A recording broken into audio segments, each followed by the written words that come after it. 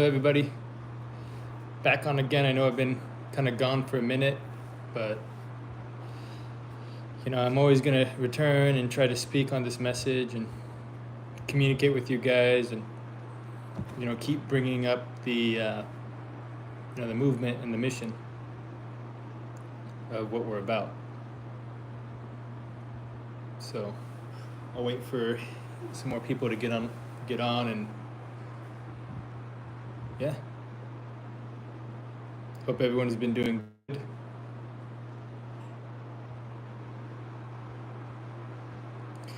It's going good. I recently moved out here to Arizona. I've been staying out here. There's been a lot of change and transition, so I haven't been able to be as consistent as I'd like to be, but I'm back on, and I'm still here to talk about what the message and the mission of our people. I like Arizona a lot. The culture, the natives, our people, is beautiful. It's incredibly hot. The heat has caught me off guard. I really like it. I like the heat, but sometimes it gives you a headache, being out in the sun too long like that. But I enjoy it. It's cool here.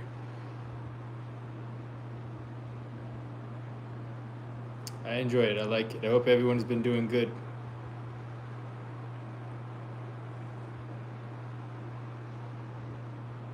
I want to start a podcast. If I do, would you be on it? Yes, I would. I would gladly be on your podcast and be a guest and speak on a topic you'd like regarding our people. I would definitely do that. Yeah, water is important out here. Oh my gosh. Yeah, let me know. I would say either DM me on Instagram or just write a message in the comments about the details and your email I can reach you on, and I'll hit you up and we'll schedule something, and then we'll do it, bro. So yeah. But the title of this video: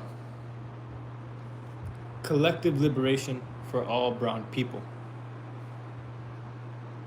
Collective liberation for all brown people. What does that mean? All native people, specifically.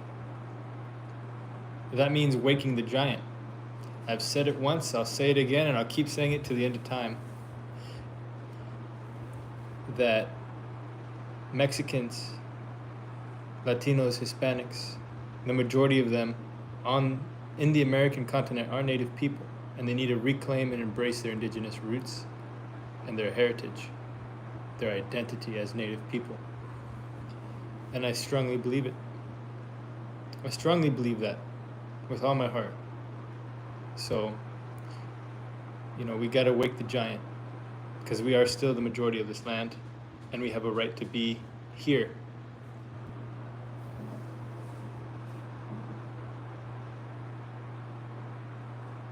I feel like the tides are changing and our people are on the rise. I feel the exact same way. I think I've been posting about this concept since I was in middle school, since I was 12 years old, in 6th grade. I've been talking about this movement. I've been talking about Mexicans reclaiming their indigenous roots and really not being ashamed of it and bringing it to a forefront. And it has, from where it began to where it is now, it has skyrocketed. It's growing. It's almost becoming, to know deep inner knowledge about Mexican culture, you need to get down to the root of indigenous culture. And I think that's beautiful, But I do think that we need to work towards normalizing not using the term Latino, not using the term Hispanic, and identifying as native people, as indigenous people. And that could look different for different groups in Mexico, El Salvador, Guatemala, all over Latin America. It could look different. So some people might call themselves native, indigenous, or indígena, or they're, with time evolve into their own tribes. But I think what's important is that we cultivate that idea of our indigeneity, and we move forward with the idea that we are native people, that we are original people to this land, to the Americas, to this continent, and we don't, backpedal on that. Like we don't hesitate with identifying with our native roots. That's the essence of who we are. That's the essence of what it is to be, brown. If you're Mexican, brown pride is native pride. Brown pride comes from our native roots. That doesn't come from a Spaniard, that comes from our native roots. Our brownness, our features that mimic the geography of this land comes from our native heritage. Our skin, our blood, our bones of our ancestors. And, with the situation of colonization, so many of us have kind of, we try to emulate the Spaniard. We try to emulate being white or being European. But in doing so, we deny ourselves. We deny who we truly are. And who we truly are is magnificent. Who we truly are has, we're talking about advanced civilizations that have done, science, astrology, etc., mathematics, to a very, very high level. Concepts that weren't even around in Europe.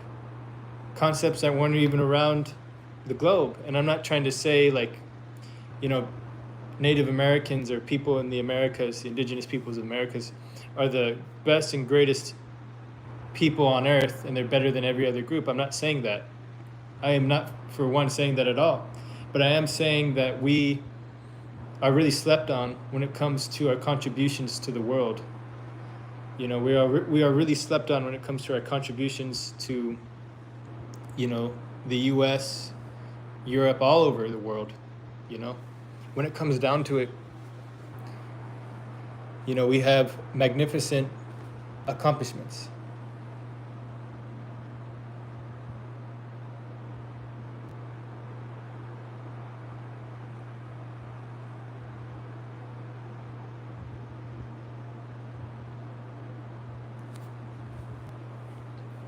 You're right, it is going to be a tough road, and it's going to be hard to smile at times in the future. But we have to hold strong. We got to be strong. We got to be healthy in the mind. That's not just about what you eat. I've been over here doing ceremony with a lot of Tono Otham people and Lakotas and other native peoples from the U.S. And,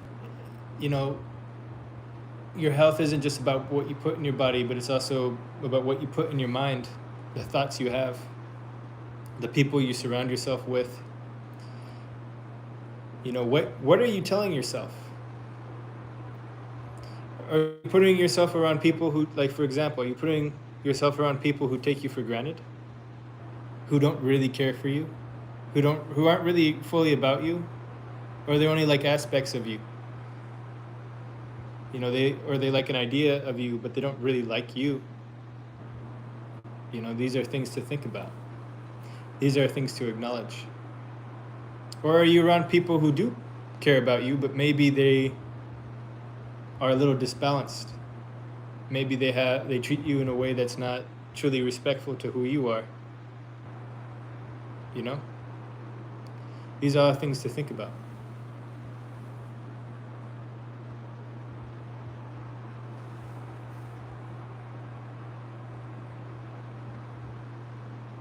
These are all things to think about. So if we want to cultivate, we got to take care of ourselves.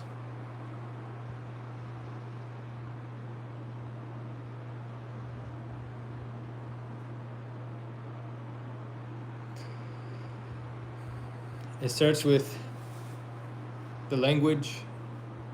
It starts with the history. I believe first and foremost it starts with the history, because then you can kind of figure out where you come from, create a family tree, and then figure out what tribe you come from in Mexico or wherever, and then start trying to learn some words in your language. Start trying to understand some ideologies of your people, even if you don't agree with it per se. I think it's important that you try to understand and acknowledge who you are and where you come from.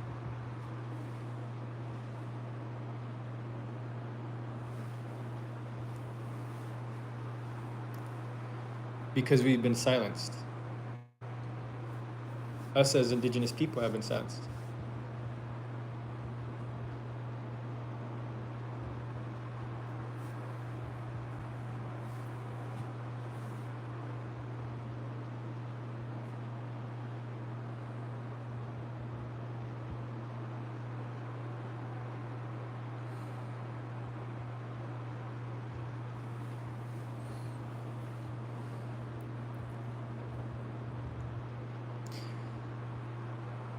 You know, I've been thinking a lot about my goals with this movement. And I think it's just to spread this awareness that we are Native people. I think that's the goal. And to see how far that goal can spread. You know? And also to help the environment, to use the ancient systems of knowledge of our ancestors that are healthier and that would benefit us more than the pharmaceuticals and bad things that have been poisoning our people, like the bad foods, using the herbs, using the plants, using the fruits, using the vegetables that cultivate that clean mind and strong body. Because if we want to reconnect, it's not just about the knowledge of the culture, it's also about, eating the things of our ancestors, because a lot of what we're having is poison, especially to a native body. A lot of what we eat isn't, a lot of us have, we're lactose intolerant, right? Or certain foods like make us diabetics. It all comes down to what you're putting in your body. A lot of us aren't getting the type of exercise and sunlight that our ancestors were getting. Our ancestors were out in the sun for hours upon hours, And it's important to recognize that we may not be getting what we need, and what we think we need is not truthfully what we need. All that, in my opinion, does correlate to the reconnecting of our indigeneity. The original ways. Some of the original ways can help heal us.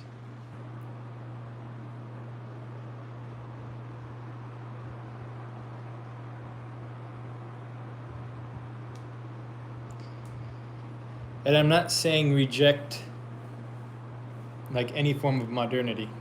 I'm not saying reject some technological advancements. I'm not saying any of that. I'm just saying we have to bite the melon and spit out the seeds. We have to bite the melon and spit out the seeds. Take what works. What is being denied from us? What right now is poison to us? Why aren't we getting enough exercise? Why aren't we in the sun as much? Why aren't we as spiritual as we once were? Why are we addicted to the phones? Why are we addicted to the soda? Why are we addicted to the sugars? Why are we addicted to the poisons? All these things.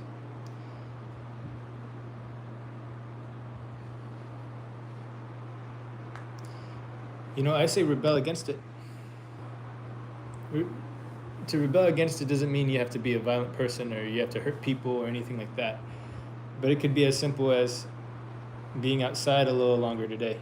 Maybe going for a walk a little bit longer. Forcing yourself. Maybe being off the phone. Maybe you shadow box. Maybe you go for a run. Maybe you do some push-ups. Maybe you start eating a little bit less of the poison, right? If you're already addicted, maybe you eat a little bit less today. Maybe you meditate today. Maybe you pray to your ancestors today.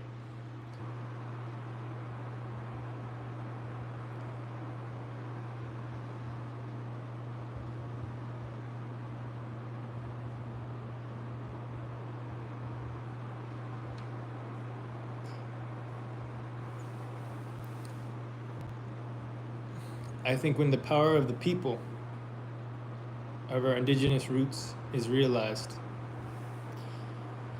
then there's very little that can stop us.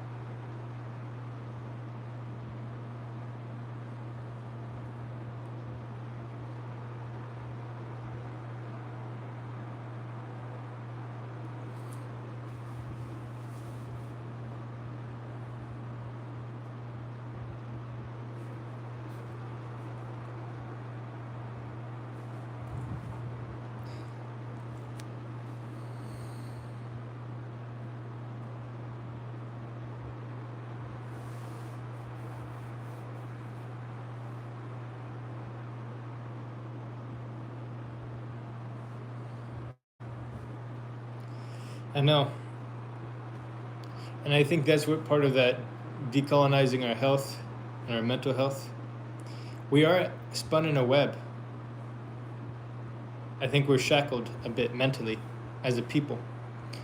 I just see time and time again, the trauma that has affected our race as Native people.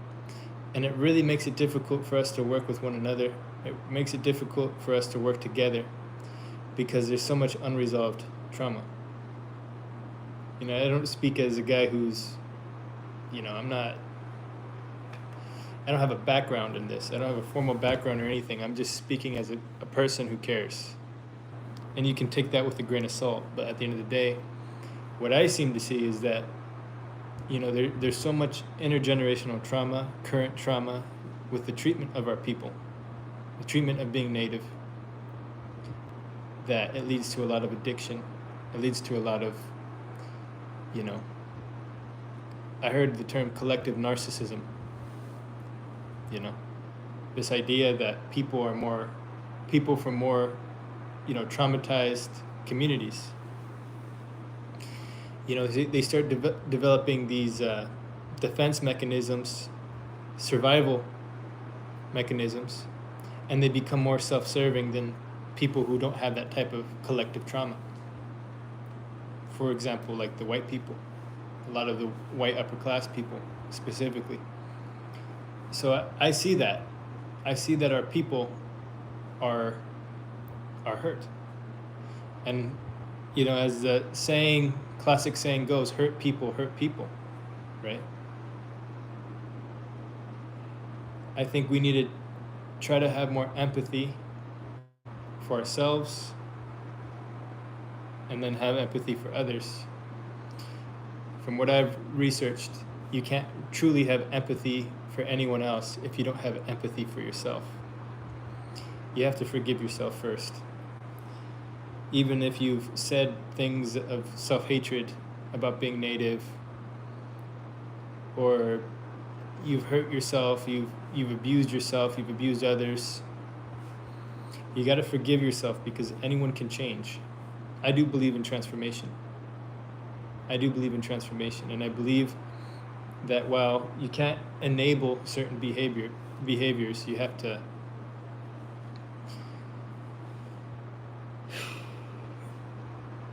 have some patience at a distance.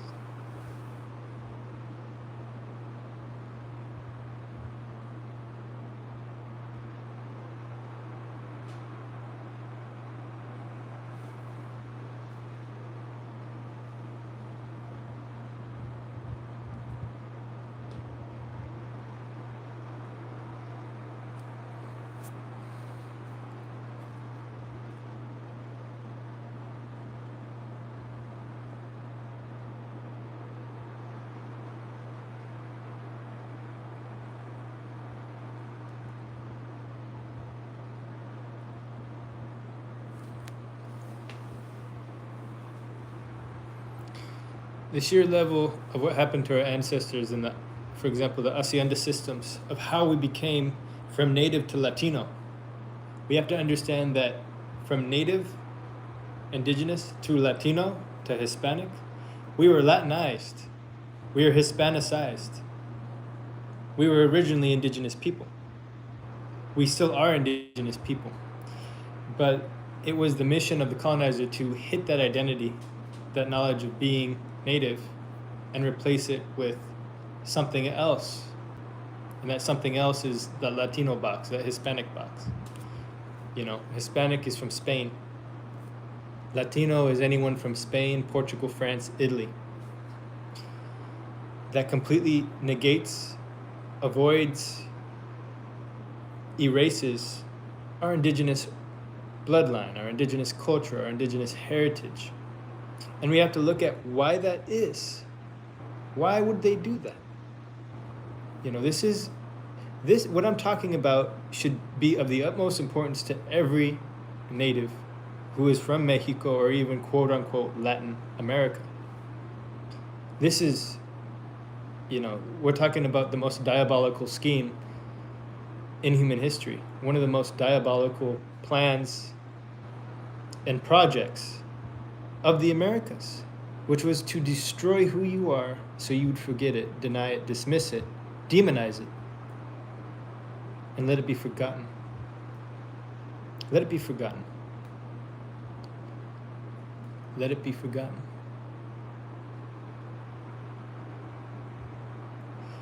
So there has been a project to de-Indianize our people. And I think the evidence, the Carfax for that is Latinidad. The idea that you could be a native, born and raised in a community, speak your language, right? Practice your culture. But I'm going to remove you from your area. I'm going to put you into the city, impose Catholicism, Christianity onto you, and just relabel you completely as a Latino or Hispanic or a mestizo. You are no longer native. You are no longer native. You have proximity to being European because you speak our language. And I've imposed my culture on you. I've imposed my religion on you. And now that is what you are. You are no longer Indian. There's nothing about you that is indigenous. And if there is, you gotta hide it. You gotta sideline it. You gotta stay out of the sun. You gotta try not to grow your hair out because you're gonna look more Indian, more native. You're gonna look more Indio. This is the ideology behind Latinidad. This is the ideology. This is the dark side of what we normalized. You know, you've heard the phrases, "Cásate con un cuero para mejorar la raza," right? Better marry the white man, better the race. Para mejorar la raza, better the race. It's always used specifically, that term in Latin America is always specifically used to talk about what? To talk about Europeanizing, whitening the bloodline. You know, and this comes from a project called the blanqueamiento. The blanqueamiento translates, that's in Spanish, it translates to the whitening of the indigenous people. You see, in the 1900s, early 1900s, Porfirio Diaz, one of the leaders of Mexico, wanted to whiten Mexico so it could be more civilized in his eyes. So he had programs to try to motivate different Europeans from Germany, Sweden, Spain, Italy, all over Europe to come in, and he'd say that if you came over, I'd give you so-and-so plot of land, and you would have some servants, and these servants would be our people, right? Our peoples. And even sometimes they take on the last names of the person who owned the land, the Europeans that came over and took on the land. So it's important to note that these projects existed. that this isn't just some hocus pocus. There are receipts for all of this. That our people have been, we've been taught half truths. And we've been taught that being native is something regressive, and that's in the subconscious of not all, but most of the ideology behind Mexico, of the ideology of most Latin American countries, is to push past being native. And we use being our indigeneity, our indigenous history, as a little buddy, right? It's a little friend. It's kind of there when it needs to come out and it needs to be cute and we need to show it off. We can just kind of show it off, nudge at it, but it's always a little buddy. It's kind of always at the side, right? It's there when it's needed. It's a token. We've tokenized our own indigeneity. We haven't even, it's not. It's a sideline thing. There was an author. He was an anthropologist. His name is Guillermo Banfield Batalla. He wrote the book Mexico Profundo, which means deep Mexico. And in his book, he talks about how there are two worldviews of Mexico that are constantly at a clash. The deep Mexico, the one that is based around Mesoamerican civilization, and American civilization of the indigenous people, indigenous civilization. And then there's the Nuevo Mexico, the Mexico that tries to be something it can never truly be, which is, the colonial view of what Mexico should be, the perspective of the conqueror.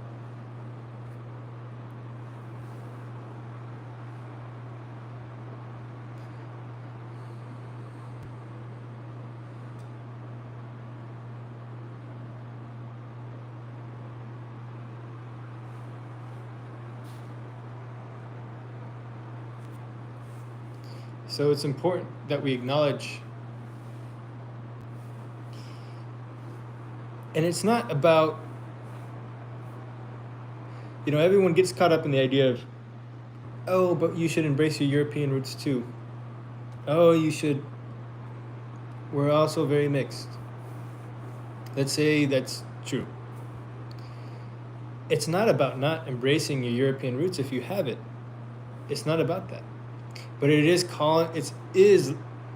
about calling out the problematic ideology of colonization and the demonization of being native, being indigenous. That's the issue. If you don't want to call yourself native or indigenous, that's on you. That's fine. But we have to look at what is going on, and we have to look at the receipts of history and how that affects our minds. I believe we still are indigenous people. I believe we have a right to identify with being native. If you don't want to, then that's on you. I'm not a colonizer. I'm not going to force you to do anything you don't want to do. But I will tell you my truth, and I will fight for my truth. And that is, we are native people. We are indigenous people. And we have the right to embrace and acknowledge what we are.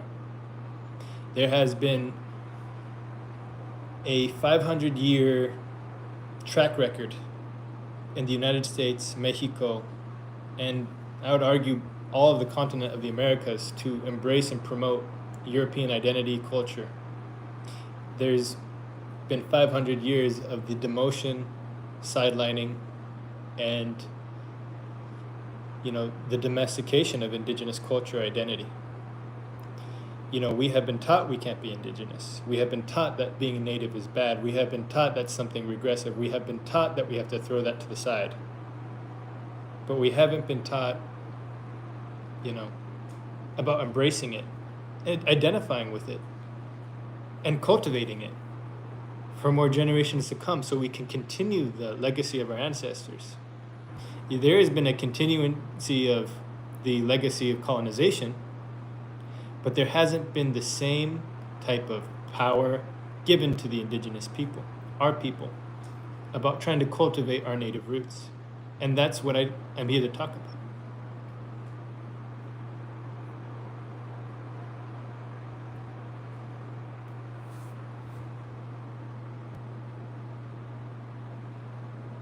Good to see everybody.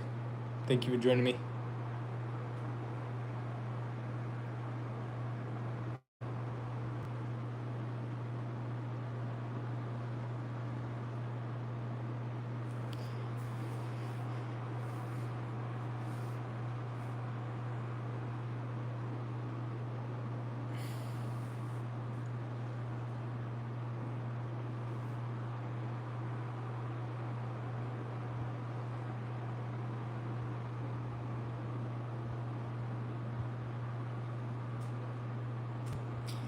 Anyway, guys, I just wanted to make a quick live, show you guys that I'm still alive on live.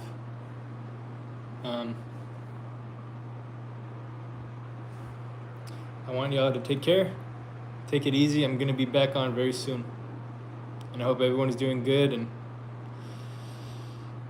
doing well. I'm still going to South America. Yeah, that's gonna be later, a few months from now.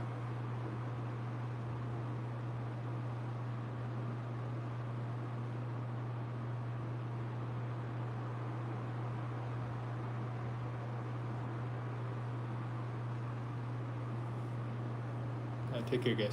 Peace.